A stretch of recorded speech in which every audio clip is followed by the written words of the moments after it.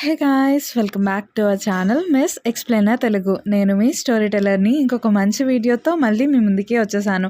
ఈరోజు మనం love crossed అనే చైనీస్ డ్రామాలో ఎపిసోడ్ 2ని తెలుగులో ఎక్స్ప్లెయిన్ చేసుకోబోతున్నాం. అండ్ ఈ వీడియోని స్టార్ట్ చేసుకోబోయే ముందు మీరు ఇప్పటిదాకా మన ఛానల్ని సబ్స్క్రైబ్ చేసుకోకపోతే తప్పకుండా సబ్స్క్రైబ్ చేసుకొని పక్కనే ఉన్న బెల్ ఐకాన్ని క్లిక్ చేయండి. అండ్ ఈ వీడియోని స్టార్ట్ చేసేద్దాం. లాస్ట్ ఎపిసోడ్ ఎండింగ్లో ఏమవుతుంది అంటే లూజ్ అయ్యావోని రియల్గా మన కేలీ చూస్తుంది కదా. సో తనైతే షాక్ అయిపోతుంది. లూజ్ అయ్యావో ఇది నువ్వేనా, నిజం చెప్పు అని చెప్పేసి ఇంకా లూజ్ అయ్యావోని చూడడానికి ట్రై చేస్తూ ఉంటుంది. లూజ్ అయ్యావో ఏం చేస్తాడు అంటే, సరే నేను నీకు అంతా కూడా క్లారిటీగా చెప్తాను, నా చేతులు వదిలి ఒకసారి కళ్ళు మూసుకో అని చెప్పి అంటాడు. ఇంకా కేలీ కూడా సరే అని చెప్పి కళ్ళు మూసుకుని తన చేతులు వదిలేస్తుంది. ఇంక వెంటనే లూజ్ అయ్యావో అయితే అక్కడి నుండి పారిపోతాడు. ఇంక తర్వాత కేలీ కళ్ళు తెరిచి చూసేటప్పటికి అక్కడ లూజ్ అయ్యావో ఉండడు. ఇంకా తనైతే చాలా డల్గా ఇంటికి వెళ్తుంది. అయితే ఇదే టైంలో వాళ్ళ ఇంటి దగ్గరే తన ఫ్రెండ్ సీఈఓ కూడా ఉంటుంది కదా. సో ఆ సీఈఓ అయితే కెలిని తిడుతూ ఉంటుంది, నువ్వు అసలు ఎలాంటి ఫ్రెండ్వి, నువ్వు నాకు హెల్ప్ చేయమంటే ఒక 5 minutes రావడానికి కూడా రాలేకపోయావు, నేను నీతో అసలు మాట్లాడను, నేను నీ మీద చాలా కోపంగా ఉన్నాను అని చెప్పి అలా మాట్లాడుతూ బాగా తిడుతూ అలా ఉంటుందన్నమాట. కానీ కేలి మాత్రం తన ఫ్రెండ్ని అస్సలు పట్టించుకోకుండా అక్కడి నుండి వెళ్ళిపోతూ ఉంటుంది. ఇంకప్పుడు వాళ్ళ ఫ్రెండ్ అంటుంది, ఏమైంది, నువ్వేదో డిప్రెస్డ్గా ఉన్నట్టు యాక్ట్ చేస్తే నేను నీతో మాట్లాడతాను అనుకుంటున్నావా ఏంటి, నేను మాట్లాడను నీతో అని చెప్పి అలా అంటూ ఉంటుంది. అయినా కేలి మాత్రం తన్ని పట్టించుకోకుండా వెళ్ళిపోతుంది. ఇంకా ఈ సీఈఓ అయితే ఏమైంది ఈరోజు కేలీకి అని చెప్పి తను ఆలోచిస్తూ ఉంటుంది. ఇంకా ఇదే టైంలో కేలీ ఏం చేస్తుంది అంటే, అసలు నేను నిజంగా చూసింది లూజ్ అయ్యావోనేనా కాదా, టెస్ట్ చేద్దాము అని చెప్పి తన బ్యాగ్లోంచి విఐ కాంటాక్ట్ లెన్స్ని తీస్తుంది. సో ఈసారి అయితే తను స్పెట్స్ పెట్టుకోదు, కాంటాక్ట్ లెన్స్ని పెట్టుకుంటుంది. ఇంకా కాంటాక్ట్ లెన్స్ని పెట్టుకున్న వెంటనే తనకి లూజ్ అయ్యావో కనిపిస్తాడు. ఇంకా తనైతే లూజ్ అయ్యావని అడుగుతూ ఉంటుంది, ఇందాక నువ్వు నాకు కనిపించావు కదా అని చెప్పి. కానీ ఈ వర్చువల్ లూజ్ అయ్యావో అయితే అదేమీ గుర్తులేనట్టు మాట్లాడుతూ ఉంటాడు. ఇంకా అందుకని కేలీ ఏం చేస్తుంది అంటే తనకి ఒక క్యాప్ని పెడుతుంది. ఇందాక ఎలాగైతే లూజ్ అయ్యావో కనిపించాడో అలాగే తిన్ని కూడా మార్పించి ఇంకా తను కూడా ఇందాక ఎలా అయితే సీన్ జరిగిందో అలాగే రీక్రియేట్ చేస్తూ ఉంటుంది. ఇంక ఫస్ట్ టైం అయితే ఈ లూజ్ అయ్యావో అంటే వర్చువల్ లూజ్ అయ్యావో ఆ మనుషులు అంటే తన వెనకాల ఫాలో అవుతున్న మనుషుల కంటే ముందు పరిగెత్తుకుంటూ వస్తాడు. ఇంకా కేలీ అంటుంది, ఇలా కాదు, వాళ్ళు నీ వెనకాలే రావాలి కానీ నువ్వు ఇంత ముందుకు వచ్చేయకూడదు అని చెప్పి అలా అంటూ ఉంటుంది.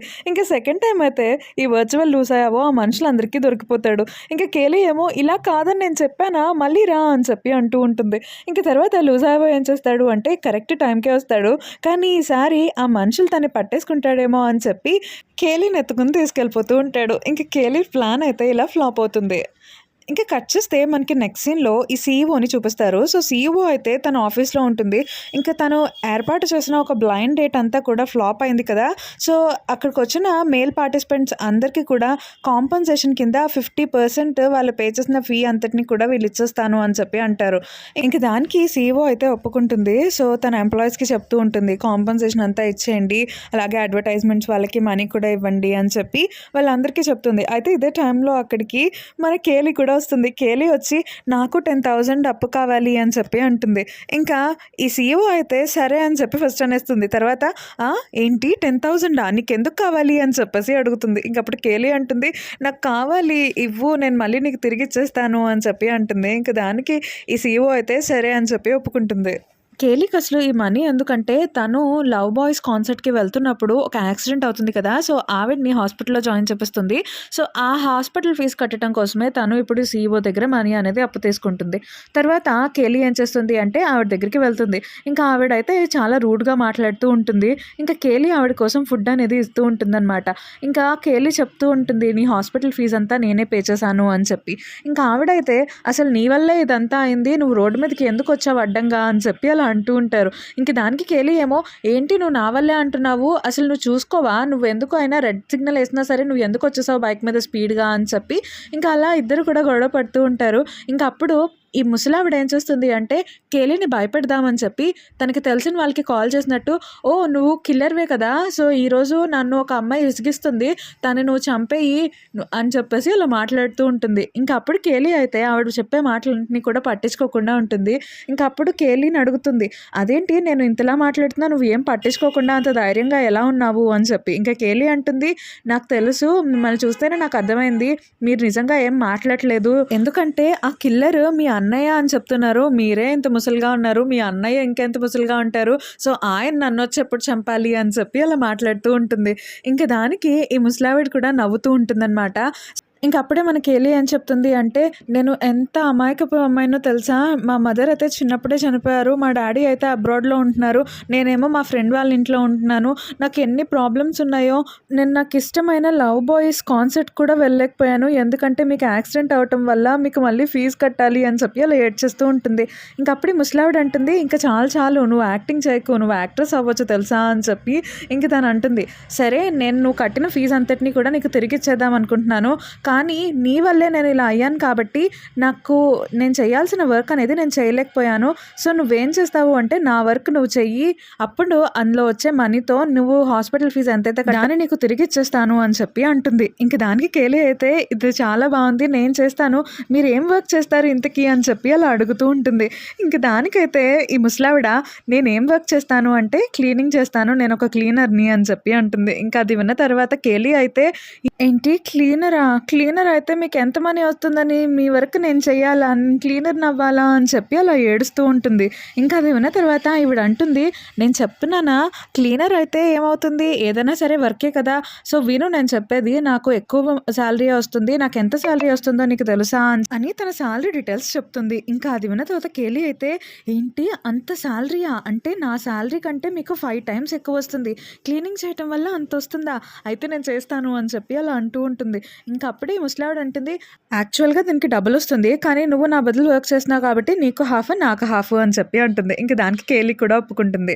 ఇంకా కట్ చేస్తే ఆ రోజు ఈవినింగ్ ఈ సీఈఓ అయితే వాళ్ళ ఇంటికి వెళ్తూ ఉంటుంది. ఇంకా కేలి అయితే చాలా హ్యాపీగా ఉంటుంది. ఎందుకంటే తనకి మంచి పే ఉన్న జాబ్ అనేది ఒకటి దొరికింది కదా!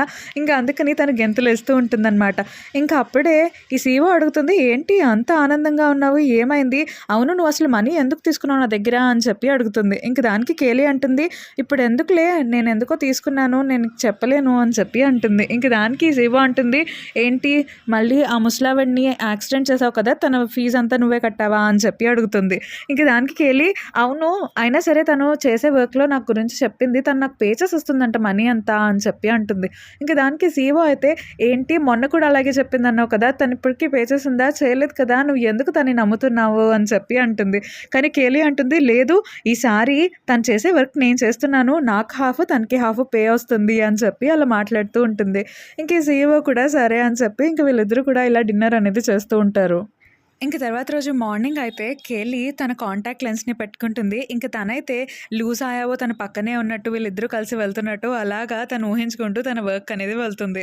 ఇంక మనకి నెక్స్ట్ సీన్‌లో ఏం చూపిస్తారు అంటే ఈ సీఈఓ ఉంది కదా! సో, ఈ సీఈఓ అయితే ఆ కాంటాక్ట్ లెన్స్‌ని ఆర్డర్ చేస్తుంది. అది కూడా వేరే వాళ్ళ పేరుతో ఆర్డర్ చేస్తుందనమాట. సో, తనేమంటుంది అంటే మన ఎనిమీని ఓడించాలి అంటే ఫస్ట్ అసలు ఆ ఎనిమీ ఎలాంటి వాడో తెలుసుకోవాలి. అందుకే అసలు ఈ కాంటాక్ట్ లెన్స్‌లో ఏముంది అనేది నేను తెలుసుకోవాలి అని చెప్పి వాటిని యూజ్ చేయడానికి ట్రై చేస్తూ ఉంటుంది. అయితే తన దగ్గరున్న అసిస్టెంట్ అంటాడు, "మీకు తెలుసా ఇవన్నీ అడిక్ట్ అయిపోతారు. నా వైఫ్ కూడా అలాగే చెప్పింది. నేను చాలా స్ట్రాంగ్‌గా ఉంటాను. నేను అసలు దేనికి అడిక్ట్ అవ్వను" అని చెప్పింది. కానీ తర్వాత ఏమైందో తెలుసా? తనకి నేను ఎక్స్ హస్బెండ్‌ని అయ్యాను అని చెప్పేసి అలా అంటూ ఉంటాడు. కానీ ఆ సీఈఓ మాత్రం అసలు పట్టించుకోకుండా, "నేను స్ట్రాంగ్‌గానే ఉంటాను. నన్ను ఇలాంటి వాటికి ఎవరు కూడా అడిక్ట్ చేయలేరు" అని చెప్పి ఇంక తనైతే ఆ కాంటాక్ట్ లెన్స్‌ని యూజ్ చేయడానికి సిద్ధపడుతుంది. ఇంక కట్ చేస్తే మనకి నెక్స్ట్ సీన్‌లో లవ్ బాయ్స్ వాళ్ళ సీఈఓని చూపిస్తారు. సో, తినే ప్రెసిడెంట్ జూ అనమాట. సో, ఈ ప్రెసిడెంట్ జూ అయితే కొంచెం యారోగెంట్‌గా, కొంచెం సెల్ఫ్ సెంటర్డ్ కింద, అలాగే కొంచెం ఇంట్రోవర్ట్ కింద మనకి కనిపిస్తూ ఉంటాడనమాట.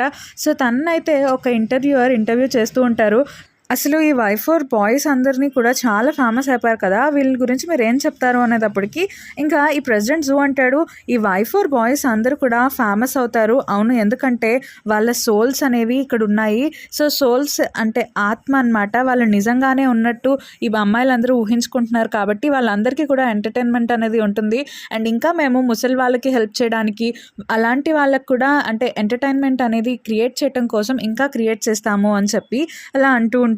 ఇంకా ఇంటర్వ్యూయర్ అయితే చాలా థ్యాంక్స్ అని చెప్పి ఇంకా నెగిటివ్ కామెంట్స్ గురించి అడుగుతూ ఉంటారు. కానీ ఈ ప్రెసిడెంట్ జూ మాత్రం నెగిటివ్ కామెంట్స్‌ని మాత్రం అస్సలేం పట్టించుకోడు. ఇంకా కట్ చేస్తే ఆ రోజు ఆఫ్టర్‌నూన్ 2 అవుతుంది. సో, 2 అయిన వెంటనే మన కేలి అయితే ఆ గ్రానీ చెప్పిన ప్లేస్‌కి వెళ్తూ ఉంటుంది. ఇంకా కేలికి ఆ గ్రానీ ఏం చెప్తుంది అంటే, "నువ్వు నేను కొంచెం ఒకేలాగా ఉన్నాం కాబట్టి పర్సనాలిటీ అదంతా, నీ మొహం కనిపించకుండా ఇదిగో ఈ హెల్మెట్‌ని పెట్టుకో. అంతేకాదు నీ ఐడీ కార్డ్‌ని చూపించేసి వెంటనే అక్కడి నుండి వెళ్ళిపో. కొంచెం యారోగెంట్‌గా నడువు నాలాగా. ఇంక తర్వాత నువ్వు ఆ ఫ్లోర్‌లోకి వెళ్ళిన తర్వాత అదంతా కూడా నువ్వు క్లీన్ చేసేయాలి. ఎగ్జాక్ట్‌గా 2-4 మాత్రమే నువ్వు క్లీన్ చేయాలి. 4 దాటింది అంటే ఎవరన్నా వచ్చేస్తారు. ఎవరన్నా వచ్చారు అంటే నువ్వు అయిపోయినట్టే. అందుకనే నువ్వు 4 లోపలే వచ్చేయాలి" అని చెప్పి కేలీని పంపిస్తుంది. ఇంకా కేలీ అయితే ఆ ఇంటికి వెళ్ళిన తర్వాత వావ్! ఇల్లంతా ఎంత బావుంది అని చెప్పి లోపలంతా చూస్తూ ఉంటుంది. ఇంకా ప్యారలల్‌గా ఇదే టైంలో ఏమవుతుంది అంటే ప్రెసిడెంట్ జూ కూడా అదే ఇంటికి వెళ్తాడు. ఇంకా ఇదే టైంలో కేలీ అయితే అదంతా ఎంజాయ్ చేస్తూ ఉంటే తనకి ఈ గ్రానీ చెప్పని గుర్తొస్తుందనమాట. "నువ్వు గనక ఎవరికైనా కనిపించావు అంటే నీ పని అయిపోయినట్టే" అని చెప్పి అంటుంది. ఇంకా అది గుర్తు తెచ్చుకున్న తర్వాత కేలీ ఏం చేస్తుంది అంటే మొత్తం అంతా కూడా క్లీన్ చేసేస్తూ ఉంటుంది. ఇంకా ప్యారలల్‌గా ప్రెసిడెంట్ జూ అయితే వేరే ఫ్లోర్‌లో ఉన్న రూమ్‌కి వెళ్తాడనమాట. ఇంకా అక్కడైతే లవ్ బాయ్స్ ఉంటారు కదా! సో, ఈ 4 మెంబర్స్ కూడా అక్కడ గేమ్స్ అనేవి ఆడుతూ ఉంటారు. ఇంకా ప్రెసిడెంట్ జూ అయితే వాళ్ళని మానిటర్ చేస్తూ ఉంటాడు. అండ్ ఈ ఎపిసోడ్ అయితే ఇక్కడితో అయిపోతుంది. అండ్ ఈ రోజు నుండి మన వీడియోస్‌లో నేను ఒక కొత్త కాన్సెప్ట్‌ని యాడ్ చేద్దాం అనుకుంటున్నాను. ఏంటంటే మనం డ్రామా మొత్తం ఎక్స్‌ప్లెయిన్ చేసిన తర్వాత ఆ డ్రామాలో ఉండే అంటే ఎపిసోడ్‌లో మనం ఏదో ఒక చోట ఒక వర్డ్‌ని అంటే ఇంగ్లీష్ వర్డ్‌ని కొంచెం డిఫికల్ట్‌గా ఫీల్ అవుతాం కదా! సో, ఆ వర్డ్‌ని తీసుకొని నేను మీకు దాన్ని తెలుగులో ఎక్స్‌ప్లెయిన్ చేస్తాను.